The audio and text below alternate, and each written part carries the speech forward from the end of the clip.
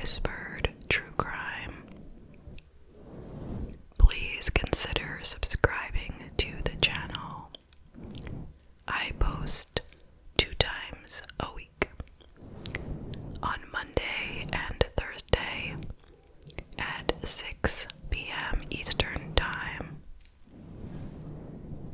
I recommend using headphones if you'd like to hear the gentle mic brushing.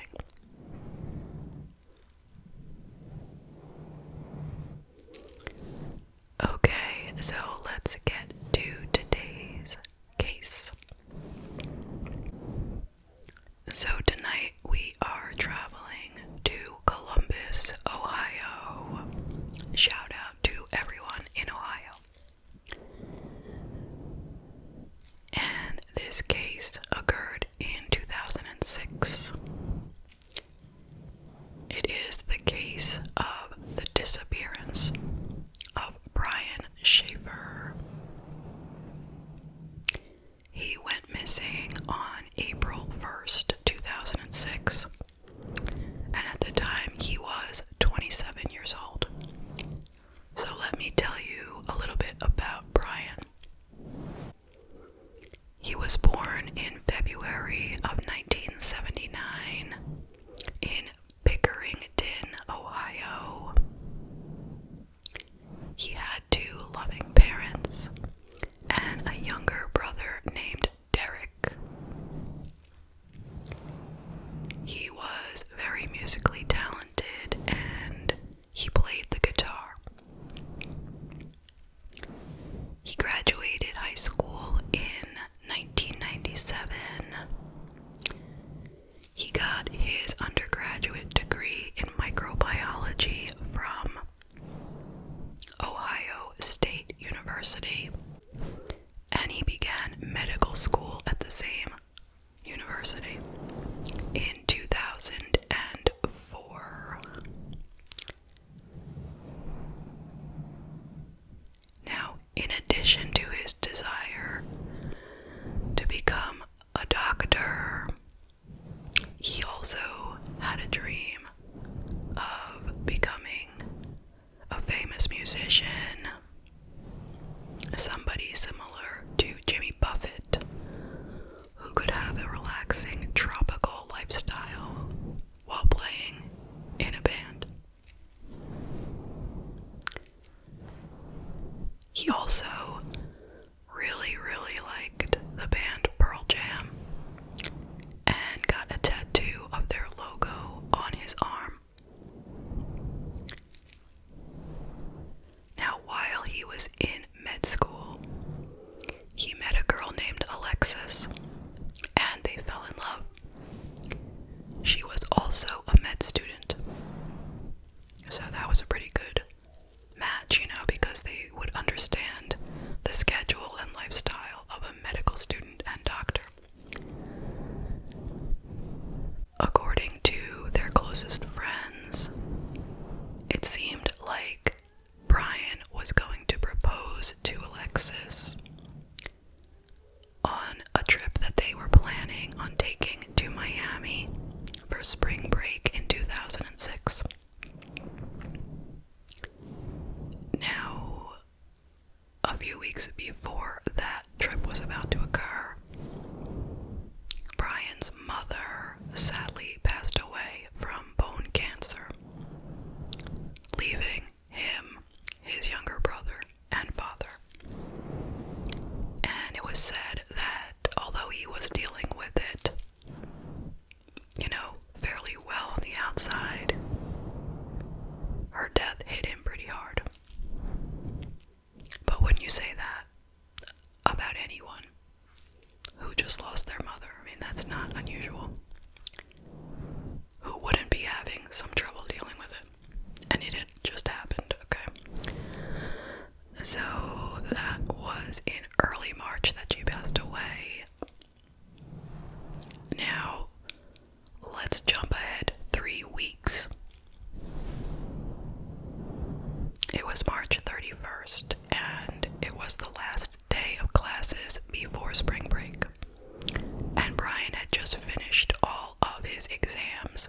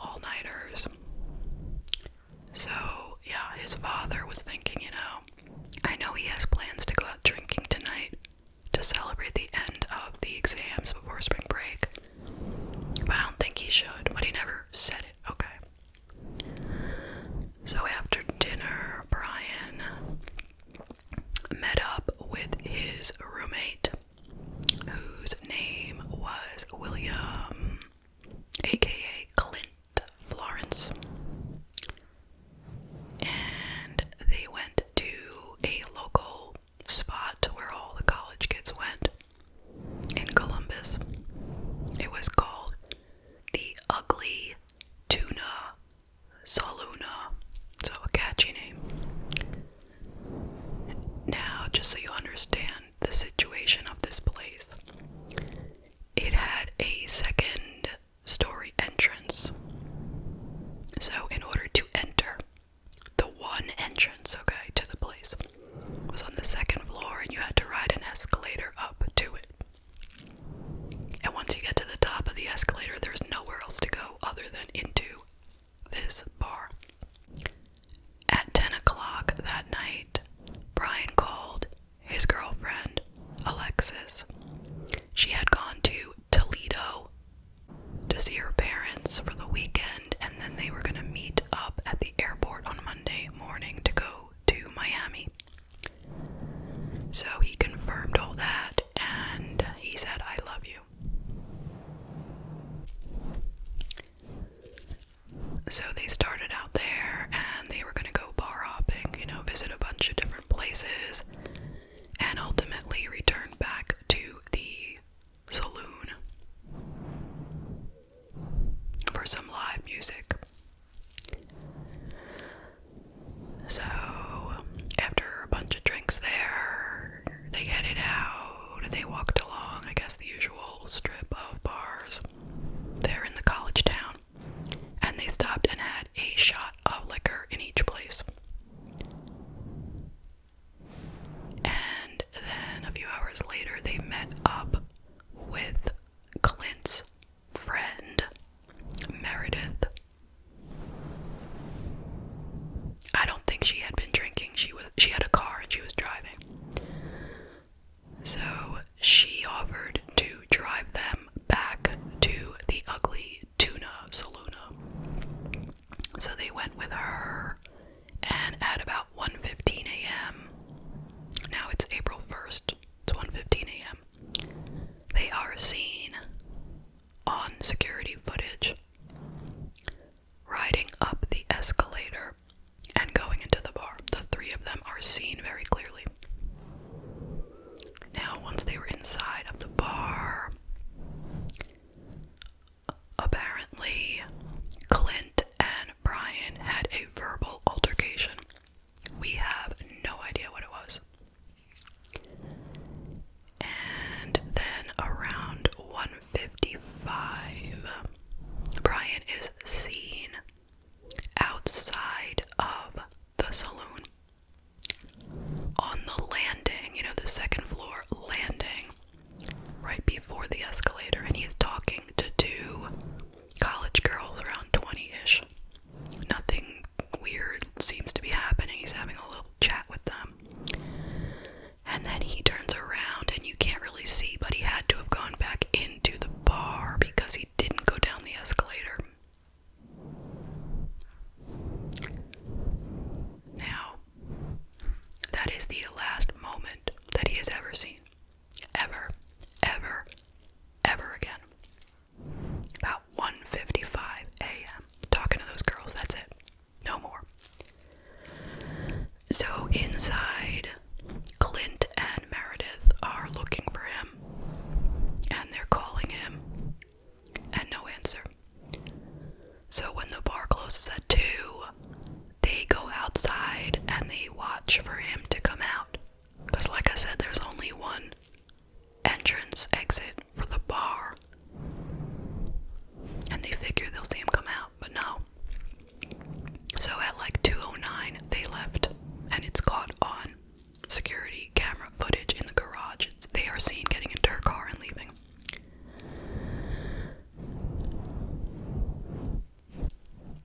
So throughout the weekend, Brian's father and his girlfriend tried to reach him, but couldn't, and I don't think they thought too much of it.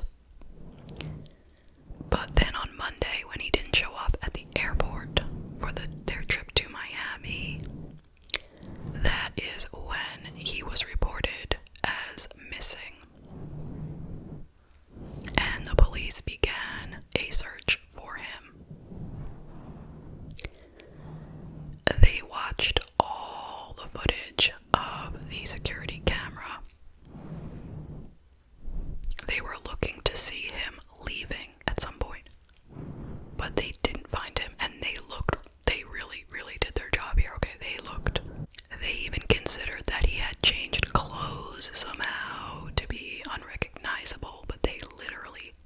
knew he did not leave from that exit. And he hadn't brought any clothes to change into anyway. They even counted the number of people who went in and who came out, and ultimately they were short by one. Okay, so it seems like he went in, but he never came out. Now, of course, they searched inside. They brought dogs to sniff the place, sniff the surroundings. They checked the dumpsters. They checked the streets. They questioned everyone. They even gave lie detectors to certain people who they felt might have important information, or might be involved. And everyone was very cooperative, with the exception of Clint. He refused to take the lie detector, and he hired a lawyer, which made him look a little suspicious, but we have no more information on that. We never get any more from him at all. So if he knew anything or knows anything, we don't know. Now, his father, don't forget now, the father just lost his wife. His younger brother just lost their mother, and now Brian has gone missing without a trace. Imagine how they must have felt. So his father hired a psychic who said, he's in a body of water. So he and a bunch of other people went and searched the river that was about a mile from the bar, I believe. The Olentang River, I believe is what it's called. But they didn't find him. The police searched the sewers. They checked video cameras of the local establishments around there, and nothing.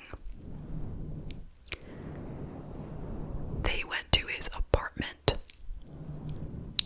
and there was nothing amiss there, His car was still parked outside, and nothing had been messed with at all.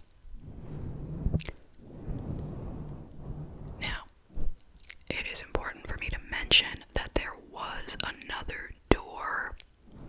It was like a service entrance or emergency exit or whatever you want to call it.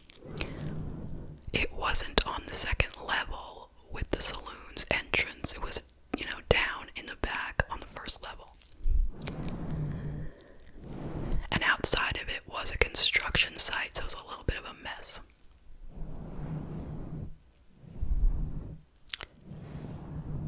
So, could he have gone out that way? Well, we'll get to the theories in a minute. None of his credit cards or his cell phone or his bank cards, none of them were ever used again. His girlfriend, Alexis, she continued to call his cell phone every single night before bed just to hear his voice on the voicemail, because the phone always went straight to voicemail. It didn't ring or anything.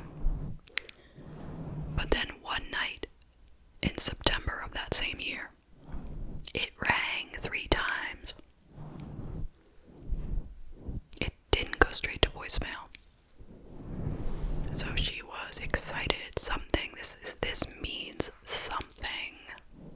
But according to the cell phone company, it was just some kind of computer glitch. Even though the cell phone did ping at a tower nearby at the same time, but they're saying it's just a glitch. So that was dismissed as meaning anything. Now, in 2008, so 2 years later, Brian's father, whose name was Randy, there was a big windstorm, some kind of massive windstorm, and he went out in the yard to clean up some things,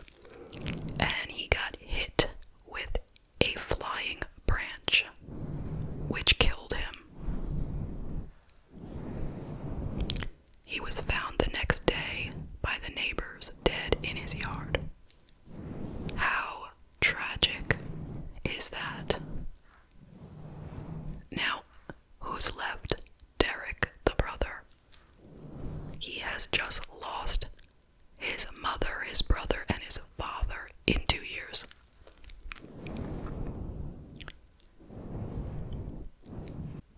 At the time of Randy's death, an online obituary was posted, and people were able to comment on it, and somebody somewhere wrote the following. Quote, "To Dad, love Brian," and in parentheses, U.S. Virgin Islands was written. So, people are thinking, whoa, wait a minute. He's living in the Virgin Islands, and he wrote this on the obituary. But no. It was examined and found that this was written from a public computer in that county in Ohio. So it was a hoax. Meanwhile, there are still sightings of Brian and still activity surrounding his disappearance. People are still trying to solve the mystery, and it is reported that he is seen in places like Texas, Michigan, and even Sweden. And all of this is looked into and dismissed. In 2019, somebody saw a homeless American man in Tijuana, Mexico, and they thought he looked just like Brian Shaffer. So they posted this picture on social media and it went viral. Everyone was saying, hey, that is Brian. But the FBI got hold of the picture, they did whatever analysis on facial recognition, and they said it is absolutely not him. Okay, so that was dismissed. Now, if he is alive today, he would be 43. Now, here is an image of a digital mock-up that was made to show what he might look like today. Central Ohio Crime Stoppers is offering a $100,000 reward for information. Alright, so let's talk about the theories. Alright, so let's start with this one. He had been talking to the band at the end of the night. Now, he had been seen talking to the band at some point while he was at the bar, okay?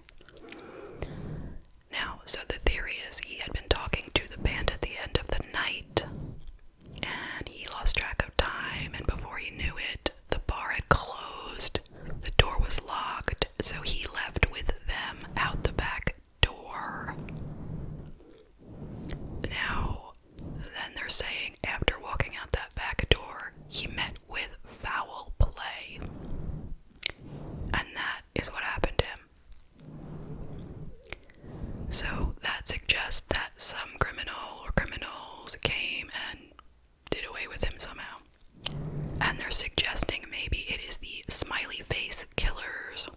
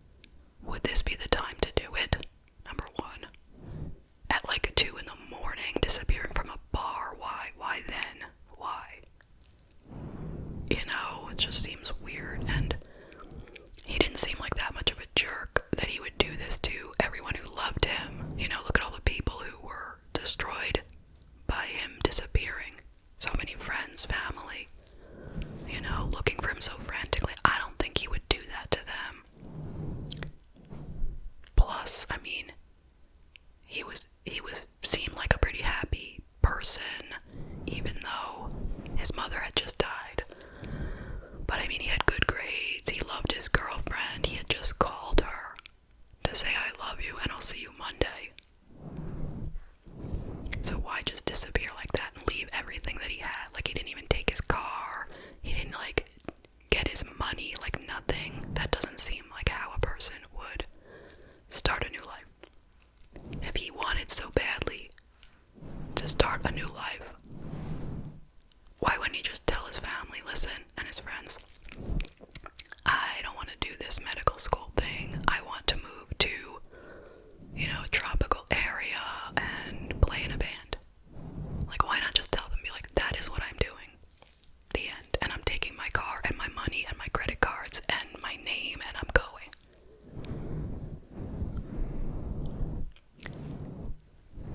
That's my thought. And then, kind of similar but not really, some people are suggesting that he took his own life that night and, so purposely disappeared and took his life, right? Well, once again, why would that be the time and place to do that? Once again, he just called his girlfriend that evening. He said, I love you. He said, I'll see you at the airport. He just finished taking all of his exams. Why would he bother to take all those exams just to take his life the next day? Does that make sense? So what, he walked out the back door, took his life, and then somehow disappeared while doing it? I don't think so. So that's kind of it on the major theories. I mean, I'm sure there's other theories out there. People have been talking about it for a long time. I mean, he's been gone since 2006, so that is 16 years.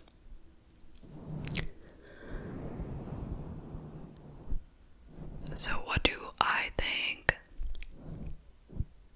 I mean, some of these are just too unlikely for me to digest. And I would have to say, I don't know why he went out the back door, okay? But I guess he did for some reason. And something happened to him out there. Like they said, foul play. I mean, still, I don't see that as super likely. Like, I don't know why that would happen. And how he disappeared, but it's the only one that even seems slightly likely. Like, who knows? Like, you don't know what could have happened. Maybe he was so drunk he went out the back door. Maybe he said something wrong to the wrong person, who was also drunk on the sidewalk down the road, and the guy killed him. Something like that. That's my guess, although I'm really not satisfied with that either, because I feel like there would be some evidence, something, some blood, somebody saw it, something. Anyway, that's all I got. So I am going to say my heart goes out to all the people involved here. Of course, to Brian, who lost his life. Also to his mother, who lost her life, and his father, who lost his life, and Derek, who's the only one left. And to Alexis, Brian's girlfriend, and all their friends. So, please share with me what you think might have gone on here. I would love to hear it, seriously. Thank you so much for joining me today. I hope you found it to be thought-provoking. I look forward to seeing you in the next video. And I hope you have a wonderful day or night, wherever you are.